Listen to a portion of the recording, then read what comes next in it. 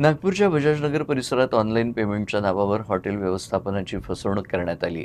हॉटेलमध्ये 3 दिवस सर्व सोयीसुविधांचा लाभ घेतल्यानंतर ऑनलाईन व्यवहाराचं बनावट स्क्रीनशॉट दाखवून तब्बल 37,000 रुपयांची फसवणूक करत पलायन करण्यात आलंय.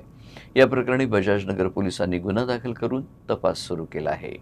ही घटना बजाजनगर पोलीस ठाण्याच्या हद्दीतील सायजी हॉटेलमध्ये घडली. हॉटेलचे front office manager Piyush Ghangare यांच्या तक्रारीवरून पोलिसांनी गुन्हा दाखल केलाय. पोलिसांनी दिलेल्या माहितीनुसार विकास साळवे या आरोपीनं सर्वात आधी हॉटेलमध्ये खोली बुक केली. यावेळी त्यानं 25,000 रुपये ऑनलाईन ट्रान्सफर केल्याचा बनावट स्क्रीनशॉट दाखवून हॉटेल व्यवस्थापनाचा विश्वास मिळवला.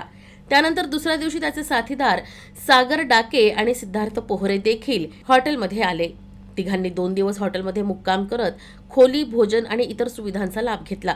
मुक्काम संपल्यानंतर हॉटेलचं एकूण बिल 37,000 रुपये झालं. यावेळी आरोपींनी फोनपेच्या माध्यमातून 50,000 रुपये पाठवल्याचा आणखी एक बनावट स्क्रीनशॉट दाखवला आणि पैसे जमा झाल्याचा दावा केला. मात्र हॉटेल व्यवस्थापनानं बँक खात्याची पडताळणी केली असता कोणतीही रक्कम जमा झाली नसल्याचं उघड झालं. आरोपीशी संपर्क साधण्याचा प्रयत्न केला असता त्यांनी टाळाटाळ केली. पुढील चौकशीत दोनही ऑनलाईन व्यवहारांचे स्क्रीनशॉट बनावट असल्याचं स्पष्ट झालं.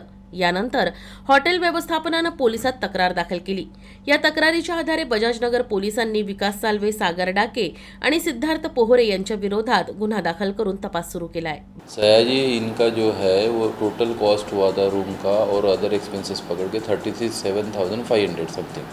तो आरोपी ने उनको फिर से 50,000 रुपये फ़ोन पे दिया करके एक स्क्रीनशॉट फिर वापस से भेजा और उन्होंने उसको जाने दिया. उसके बाद में जब उन्होंने सयाजी इनसे जब वो चेक किया गया अकाउंट में, तो वो जो फ़ोटो स्क्रीनशॉट जो थे फ़ोन पे के वो फेक थे.